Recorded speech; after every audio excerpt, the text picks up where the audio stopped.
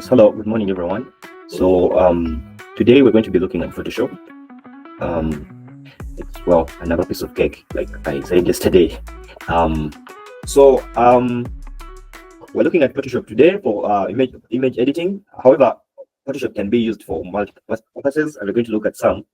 So Photoshop for professional image editing, mastering the art of image manipulation and design.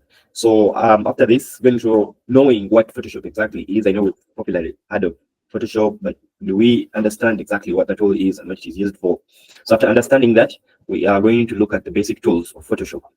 And I think Photoshop is the most straightforward Adobe Cloud app, creative cloud app.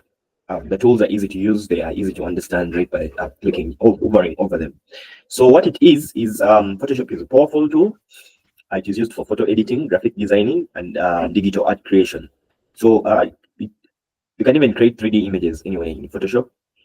From professional photographers to graphic designers, Photoshop is essential for creating visually impactful content. And then we look at what is Photoshop. It is a raster graphics editor used for editing photos, creating digital art, and designing various visual content. Well, basically what Photoshop was primarily created for was manipulation of images, manipulation and editing of images. That is from changing appearance to editing, photo editing, making them better, making them sharper, making changes to images. That's what Photoshop was primarily created for. The key features: it is a layer-based editing, advanced color correction, and comprehensive tool for photo manipulation. Then the benefits of using Photoshop: it is versatile, which means it is suitable for tasks ranging from simple photo edits to complex graphics designs. So you can come from a basic photo edit. For example, more than half the photographers that I know professionally use Photoshop for editing their pictures because it is very easy to use anyway. And then up to complex graphic designs. You can use Illustrator in collaboration with Photoshop. You can use Premiere Pro in collaboration with Photoshop. You can use Adobe XD in collaboration with Photoshop. Depends on what you're trying to create. But it can come all the way from simple photo edits all the way to complex graphics designs. The other benefit is precision, which means it has advanced tools for precise adjustments and edits. So the tools are not limited to, there are over 64 tools in total. I don't know how many we can look at today, but we shall look at as many as we possibly can. But there is more than 64 tools that you can use. Creative freedom, there's endless possibilities for creating custom artwork and design. There is almost no limit to what you can do to a picture with Photoshop. Okay, from color grading it to editing to erasing to gradient colors, painting and blurring and sharpening images, all that, color replacements, adjustments, patterns. There is no limit to what you can do to a photo or an image in Photoshop. So it gives you that endless possibility of creating custom artwork. There is, before AI and manipulation of images using AI, I think most of us were fooled, or most people would try to fool others using Photoshop. You know, manipulate a picture and try to put it out there and make it seem it is someone else, and it is someone else. That is, I think, manipulation have been built off the API of Photoshop. So, industry standard, it is recognized worldwide as the leading tool for professional image editing. I don't know if there are very many image editing tools, but that's why I'm bringing no option to no other alternative to Photoshop today, rather than just like I brought Canva as a substitute for Illustrator. This time around, we only have Photoshop for image. I don't know any other. If you do know, well and good, but the industry standard is Photoshop. The features include layers and masks. You can work on different elements of design independently using layers, masks, and they allow non-destructive editing. And then there's different selection tools which you can use to make precise selections with tools like the lasso. We're going to look at some of these basically. The lasso tool, the magic wand tool, there are very many. Like I told you, there are, I think, about more than 64 tools that you can use in Photoshop. The retouching tools, you can use tools like the clone stamp tool, the healing brush. You know, like taking a picture of someone, they have acne or pimples or any of that stuff, spots that they don't like, or dark patches in, for example, the texture of the face. You can use the healing brush tool or spot healing tool to remove imperfections. Yeah, for example, you took a picture of I don't know what it was, but it has a crack in it. You can remove the cracks. It's that simple with the retouching tools.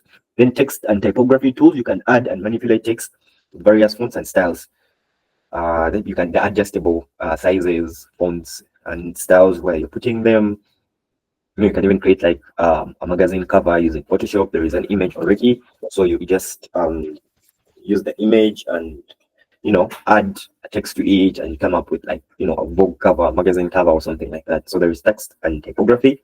There's filters and effects that you can use to enhance images. So we look at the practical applications of Photoshop. First of all, the primary application, which I think is the primary purpose as to why Photoshop was created, was for photo editing or image manipulation. So photo editing, you can retouch photos, adjust colors, and correct exposure using Photoshop. The second one is graphic design. You can create banners and posters and marketing materials using Photoshop. And then digital paintings, you can design illustrations and artwork using the brush tools. And then web design, you can create mockups and assets for websites and mobile apps. So mockups are like you can design how you want your website to look like. The tip for WordPress is, personally, I do create some websites that you won't believe were made with WordPress, but then it's just probably in the background.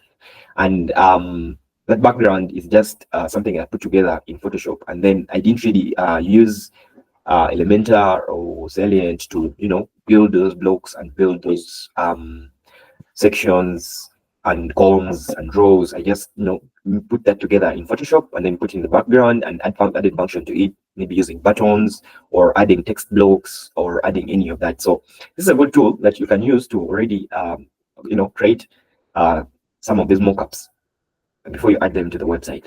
Or even in mobile app development, before you start, you have to create a mockup of that. Some people recently use Figma artboards, but Photoshop is also a powerful tool to help you with that. Some of the key tools and their uses, there is just, if you want, 2, 3, 4, 5, a couple of tools that I created that you use a lot, or that are quite popular while using Photoshop. But I'm going to mention these. We're going to look at as many tools as we possibly can when we open Photoshop. So let's skip that part that has the move tool, brush tool, pen tool, the gradient tool, the eraser tool. There's more than 64 tools, like I mentioned. So the advanced features of Photoshop, there are smart objects. You can use smart objects for non-destructive transformation and edits. You can use content-aware refill. These are some of the tools still you will find in Photoshop. Again, you can content-aware refill tool. You can remove or replace parts of an image seamlessly, easily with the content-aware refill. You can move, for example, you took a picture of someone at the beach and they were standing in one particular spot. You can remove them and put them in another spot of that image without affecting anything in that area, without in that image, without affecting pixel, without affecting any other subjects or objects in the image. There is a camera raw filter, which allows you to edit raw images with advanced photo correction tools. Photographers know the difference between these image qualities, raw images, and all those other different images. So there is that camera raw filter that helps you in case you took your camera setting was set to raw images. Then you can edit raw images using the camera raw filter. Then action scripts automate repetitive tasks with custom action scripts. So action scripts, recently, most of these Adobe Creative Cloud apps have AI added to them. So you just make a selection, and then a small window that will pop up that can allow you to add a prompt. Okay, the moment you type that prompt and enter it, then it is just added. So there is AI added to that. Just you tell the picture, you tell Adobe what you want to do to the image. So you make a selection in the image, and then you just type in a prompt, whatever it is, add this, remove this, do this, and Adobe will do that for you using AI. So usually they say AI is going to replace a lot of jobs, but it is not really true. AI is not going to replace anything. People who use AI are going to replace them. Okay, so it's not just AI replacing. No, they don't randomly do this, but you should be a step closer or a step further with AI and what you can do with AI if you don't want to be replaced anyway. So the whole narrative of AI is going to replace developers and all that. No, you'll have my code. AI will give you code, but what you're going to do with it anyway, you must have the knowledge to know what to do with that.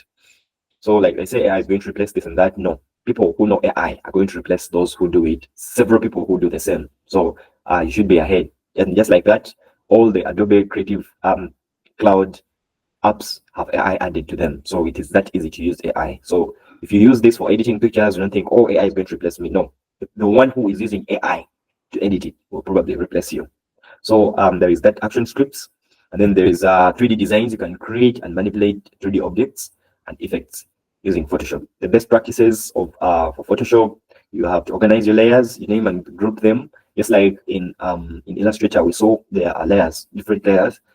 You can create layers with Photoshop as well. There is non-destructive editing. You use adjustment layers and masks and smart objects to preserve original image.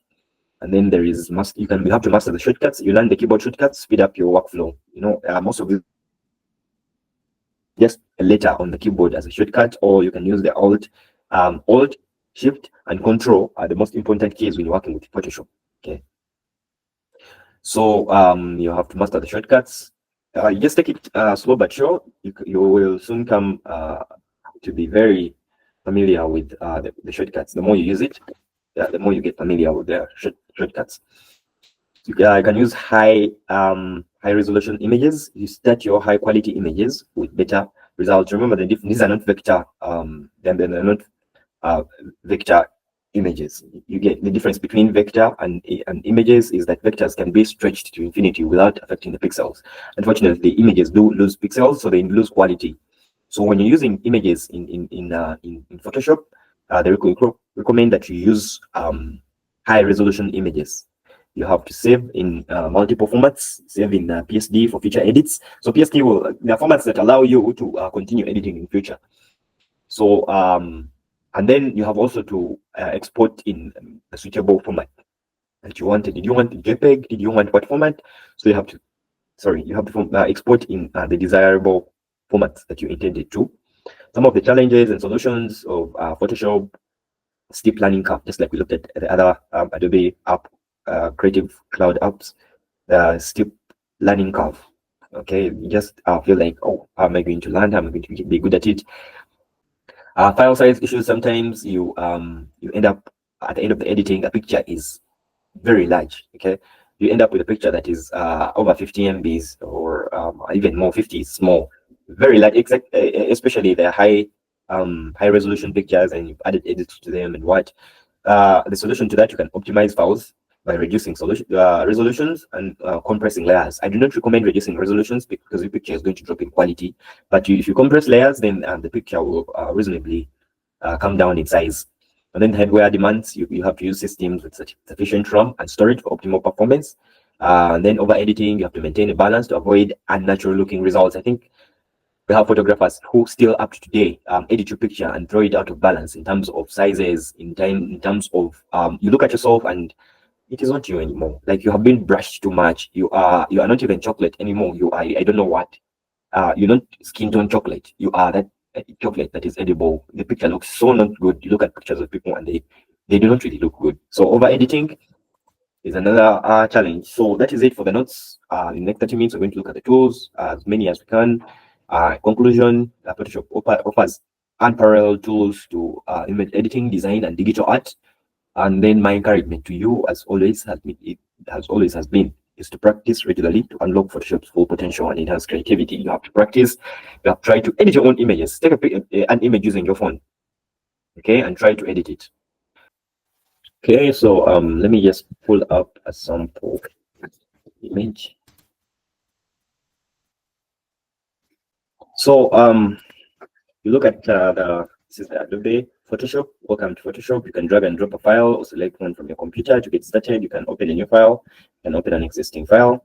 Let me just drag and drop an image here.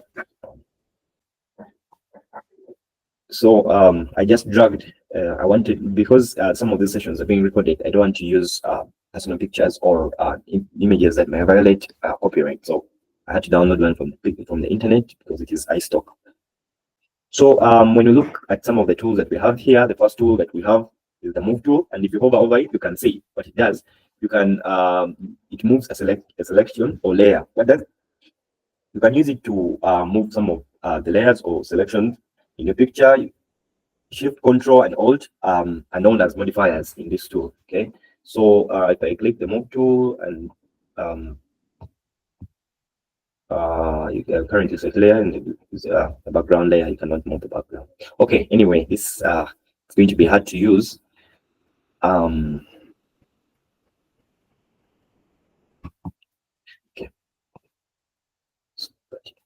more layer, you can anyway, it's a whole, so you can see what the move tool does. You can move around image in a specific layer. So it basically just does that. One thing about move, you can have its gradient, and then if you hover over the corners of these points, you can see that you can change its alignment, and then you can change its sizes, and you by default or manually, or you can put the sizes here, the horizontal and vertical axis, and the width and the height and the angles. You can use those tools that you see. So what you see on the left panel up here are the tools. You see on the right is first of all, there is colors, gradients, patterns. So it depends on what tool you're using. This panel keeps on changing, okay, depending on what tool you're using. So that is first of all the selection tool. It's not limited to what you can do with it. The second tool is the rectangular marquee tool. What does it selects, it makes a selection in the shape of a rectangle. Okay. If I click it, it's going to make selections in the shape of a rectangle like that.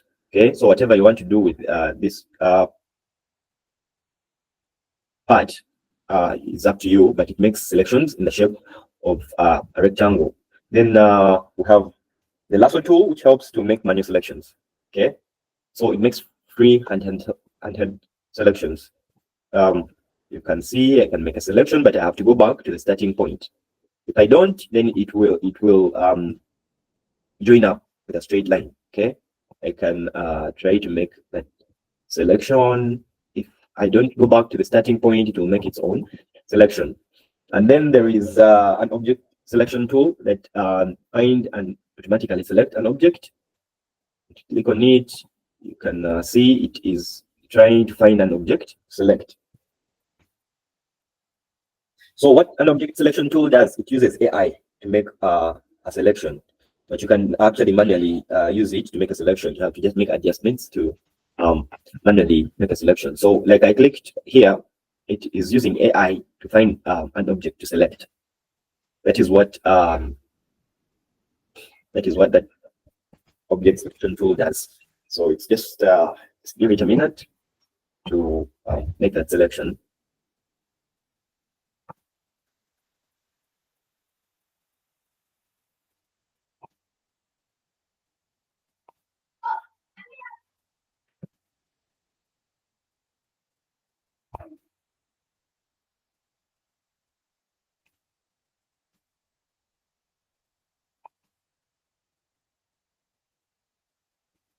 Sorry,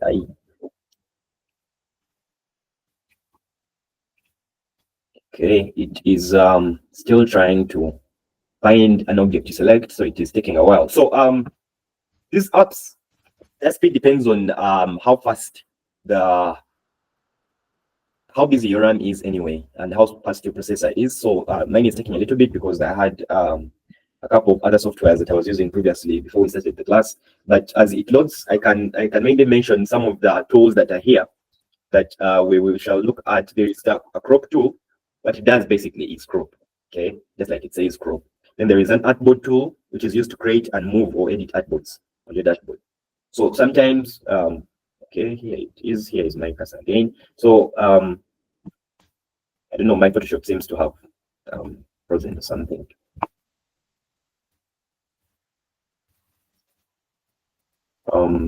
Just allow me close this because most of these tools are quite straightforward. Once you hover over the tool, it will show you what the tool is used for, just like in but let me just go over a couple of tools that you'll see.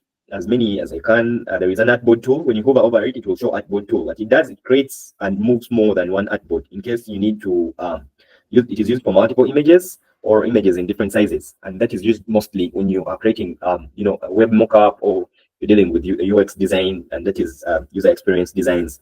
There it is the one that is more like a rectangular marquee tool, and used for making circular selections. It's like that one was used for making rectangular selections. This one is used for making circular selections.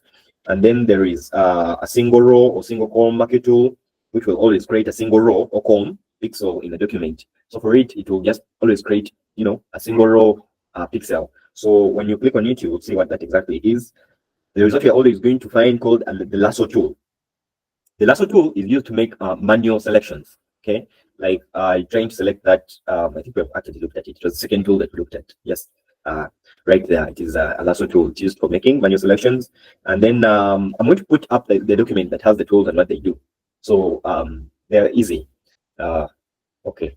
Finally, the object selection tool is working, and it was loading, and it's why it took so long. You can see the objects that it uses AI to select the objects. Okay, so that is what the object selection tool does. You see, there is a crop tool which you can use to crop. There is also the perspective crop tool, the slice tool. The perspective crop tool crops images in perspective. So in case it is conical kind of build image, then you can crop it in that shape. There is the frame tool. What the frame tool does, it creates a frame that can be used to add a placeholder. What a placeholder is, you can add another image, just like it is doing in the picture, in that small demonstration. That is what frame holder is. The eyedropper tool, I think we saw in Illustrator what it does. It is the same thing here. The eyedropper tool is used to select a sample color from the image by clicking on it. Okay, once you click on like it is doing there, you pick a sample color. In case you need to paste it somewhere else, then you click there. We have the spot healing tool. It is used to remove, like for example, blemishes or imperfections or anything for an image, something that you want to remove, just like that. That is what the spot healing tool does. And then the brush tool. Brush tool is one of the most used tools actually in Photoshop. But it paints custom brushes. For example, if you're creating art, if you're creating custom art and you're drawing, you need the brush tool to do that. And then there is a clone stamp tool. What the clone stamp tool does is it paints but with pixels.